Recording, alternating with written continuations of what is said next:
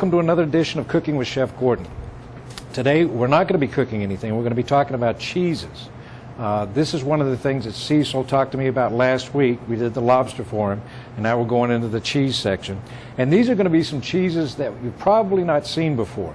Call them the stinky cheeses, or the rind washed cheeses, washed rind cheeses. These are all from France. We've got a couple from the United States, and then what we're trying to do is build a set of cheeses for a wine and cheese tasting.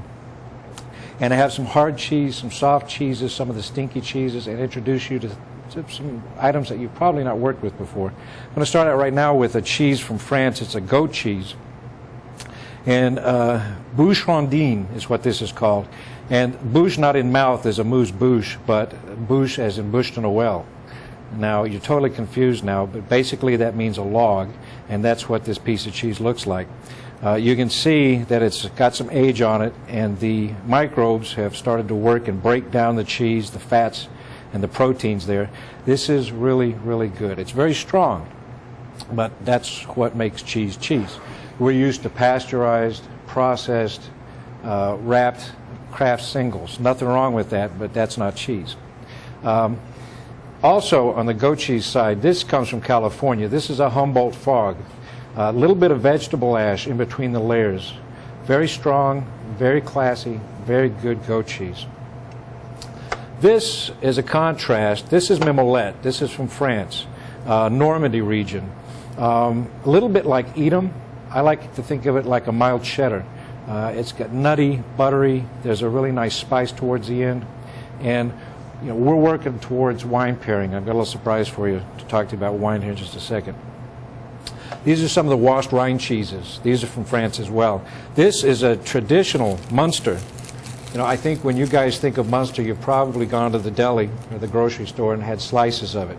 This is a cheese that obviously has some age to it because the folks that walked in the room earlier mentioned something about barnyard. And I think that's one of the things with these type of cheeses, if you can get past the smell and then get the tongue working on these guys. This is incredible cheese. Creamy, really sophisticated. There's a lot of things going on with the taste. It's like wine, the same concept. Gorgonzola from Italy. So there's a contrast in country. This is a blue cheese, a classic blue cheese outside of Milan. It's been produced since the 18th century. Amazing washed rind cheese. Very complex. These two are interesting. This is an époisse. This is from the Burgundy region. And the color that you see on this cheese, on the outside of the rind, it's been washed with a Marc de Bourgogne, which is a brandy. And this is an incredible cheese. Lots of taste here. And this is a Tome de Savoie. This is also another washed rind. So now, what are you going to serve this with? Obviously, we've got some bread, some cheese, and ultimately, you've got to have wine. I know nothing about wine, so I brought somebody in today to talk to you about wine. Steve Richardson from Tassel Ridge Winery. Steve, thanks for being with us. Glad to be here. Great. Now, we've got some interesting things going on here with cheeses, and I'm not quite sure what to pair them up with. So, you're the expert. Well, we do have an interesting variety of cheeses here, some that I have not tasted. But Chef Gordon gave me a heads up, gave me an idea what we were going to be looking at today, so I had a chance to study a little bit about the cheeses and come up with some ideas for pairing. When we look at the cheeses, the first thing I look for is the consistency of the cheese. Softer cheeses, traditionally, we're looking at white wines. The hard cheeses, traditionally, we're looking at red wines. However, the strong nature of the flavor of some of these cheeses are going to actually lend themselves to some sweeter wines like a port or a Beerenauslese from Germany. So again, I look at the consistency of the cheese. Is it soft? Is it hard? I look at the color of the cheese, and then we start to look at the flavors. Also, it's very important to look at the areas where these cheeses come from.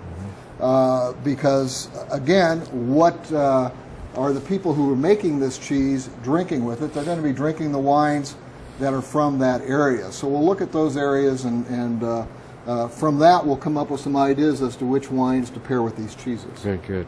So you want to start out with the French goat cheese? French goat cheese, when I think of goat cheese, I automatically think of Sauvignon Blanc. Mm-hmm. And If we're looking at France, there are a number of really great Sauvignons. Sancerre is an area in the Loire. Highly would recommend a Sancerre with that cheese.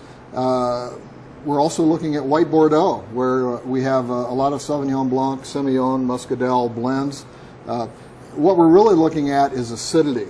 And acidity in wine is a cleansing. And it really is a cleansing element, so that when we're having a cheese, especially some with some good flavor, we need our palate to get refreshed. So if we have some good acidity in the cheese, it's going to make a good pair. So that would work with this goat cheese as well, the Humboldt Fog? Exactly. Both of those, probably the number one pairing would be a Sancerre from the Loire of France.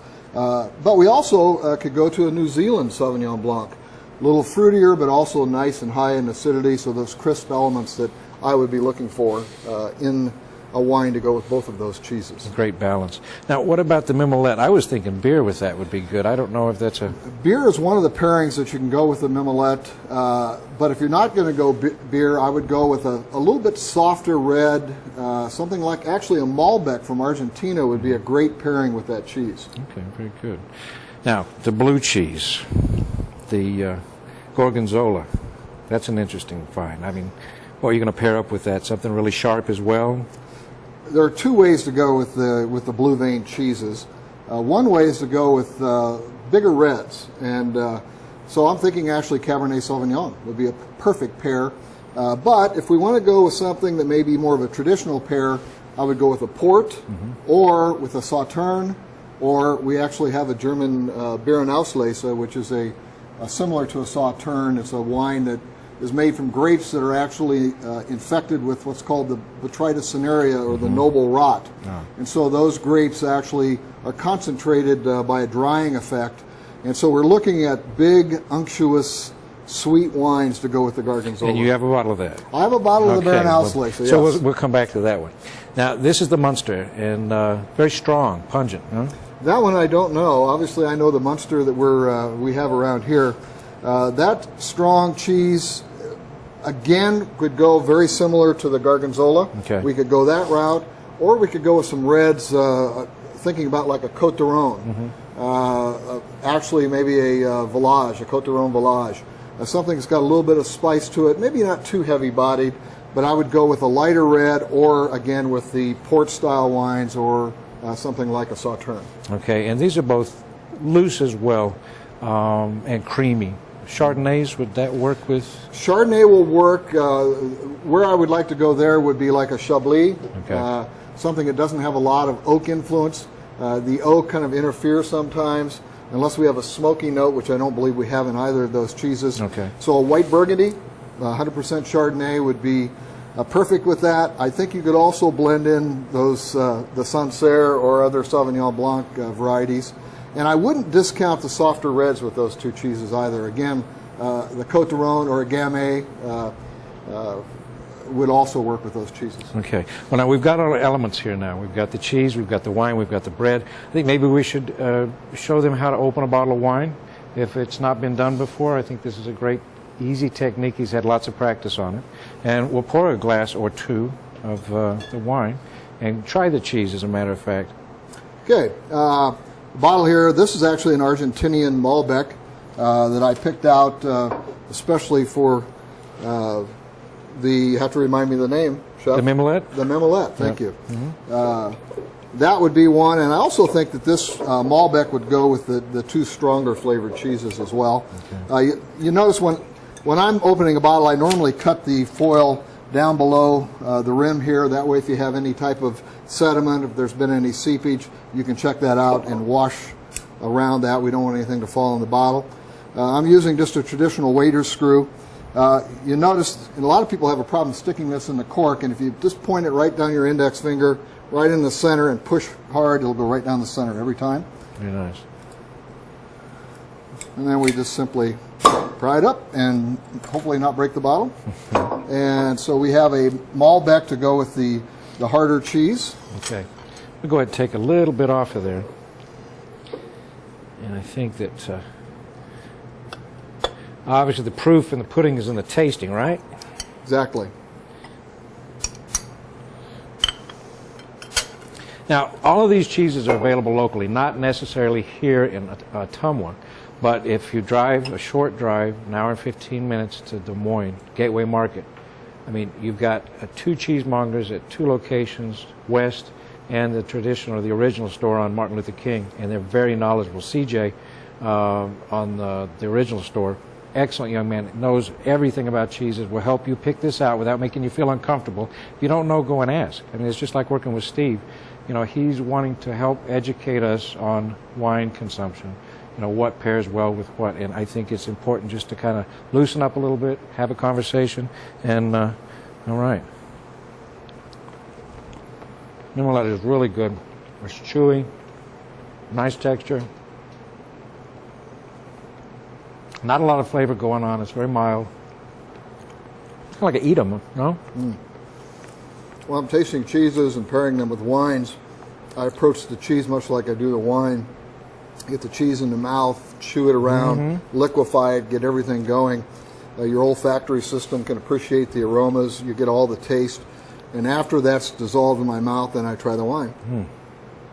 This is a really nice Malbec. Really nice. Very fruity, fairly light, a nice pair for that cheese. Now we're swirling the wine around in the glass. What's that all about? You're actually aerating the wine, so you're going to help it volatilize so that all the aromatics, so then we stick our nose deep in the glass and a really big sniff in, so then we get our brain working thinking, this is what I anticipate, and then taste. I usually take about a half an ounce of wine, put it in my mouth, swish it around, warm it up a little bit, so again you get all the aromas, and then swallow. Very good.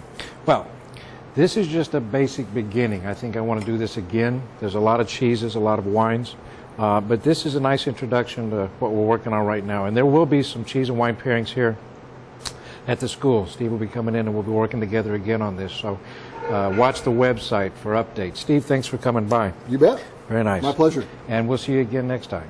Thanks.